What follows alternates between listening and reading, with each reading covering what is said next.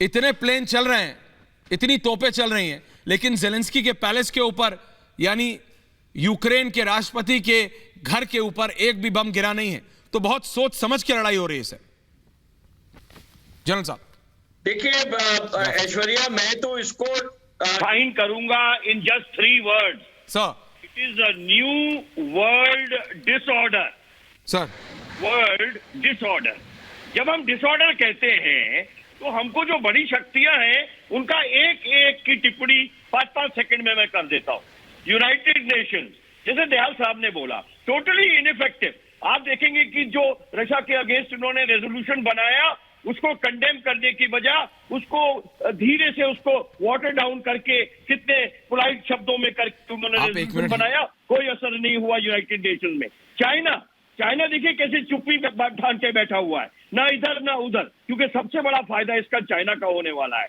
अब आप देखें रशिया, आप प्यूटन की बात कर रहे थे, प्यूटन ने कसम खाई थी कि रशिया को वापस वर्ल्ड ऑर्डर में लाना है और नंबर 1 सुपर पावर बनाना है। ईयू तो खुद टूटा जा रहा है। इकोनॉमिक यूरोपियन यूनियन का कोई अब महत्व नहीं रह गया।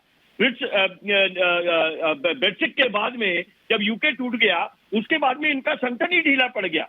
अब आप नेटो ले लीजिए, नेटो का महत्व तो सेकेंड वर्ल्ड वॉर के बाद में खत्म हो गया था, और नेटो को सिर्फ जो है वेस्टर्न पावर्स ने उनको बस बम्बू पे चढ़ा के नेटो करते रहे। और जब रशिया टूट गया 90s में, तो आप देखें कि 14 जो के स्टेट थे, उसे 14 जो लोग जो नेटो में थे, धीरे धीरे बढ़ाते रशिया के बॉर्डर पे आज के दिन 30 कंट्रीज को उन्होंने नेटो में शामिल कर लिया।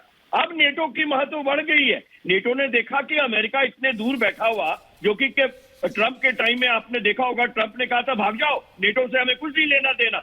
अब नेटो कहता भाई हमको अपना संभालना पड़ेगा, हमें अपनी डिफेंस और अपना स्ट्रक्चर ठीक करना पड़ेगा। वो मैं आपकी बात समझ रहा हूं, लेकिन मैं सिर्फ आप लोगों को सिर्फ मैं अब जा रहा हूं जरा पुतिन के जुनून के बाद जल्दी गरिमा जी सारे चला देंगे, हम बाइडेन भी चला देंगे, एमबीएस भी चला देंगे, यूरोप की कमजोरी भी बता देंगे, और फिर मैं जनरल दयाल के पास आ रहा हूं। सर मैं जब ये कहता हूं ना कि पुतिन का जुनून रूस को दोबारा यूएसएसआर बनाना, तो ये कोई इतना आसान काम नहीं है। ये कोई इतना आसान काम नहीं है। जो मिसाइलें चल रही हैं, लेकिन जब वो ग्राफिक आएगा तो आप देखिएगा वो कोशिश कर रहे हैं, लेकिन क्या वो अचीव कर पाएंगे?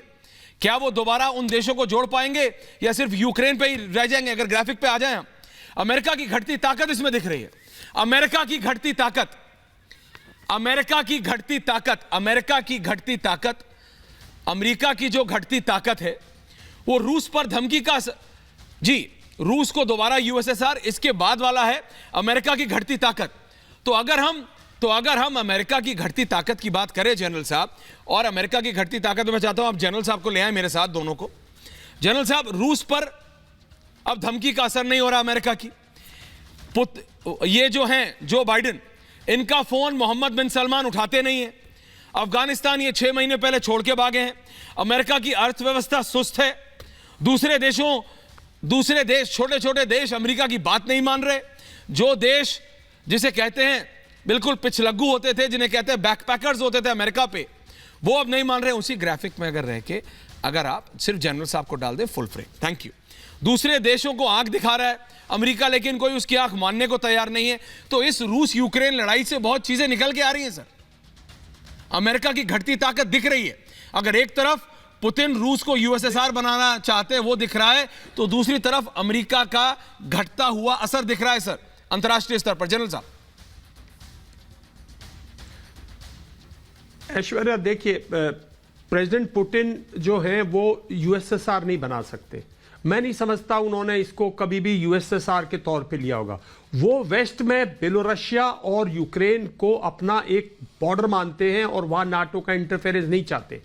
वो अगर ईयू तक बात होती तो बात नहीं थी, वो भी चाहते मेनलैंड से ट्रेड करना।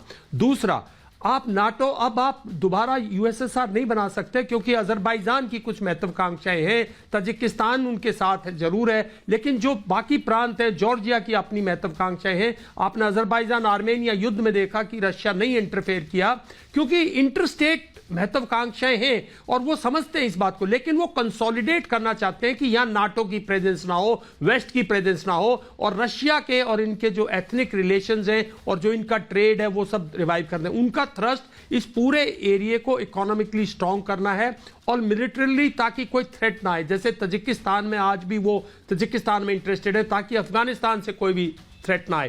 तो इस पॉइंट ऑफ व्यू से वो लंबी सोच के में है, लेकिन यूएसएसआर दोबारा बनाना एक उसमें मैं नहीं समझता संभव होगा, और मैं नहीं समझता वो इस तरह की सोच रखते होंगे। वो इसको मजबूत करना चाहते हैं रिलेशंस आपस में, रशिया इनमें आर्बिट्रेशन करे, ना कि यूएसए, ना कि वेस्ट। उनका ये जरूर महत्वाकांक्षा होगी।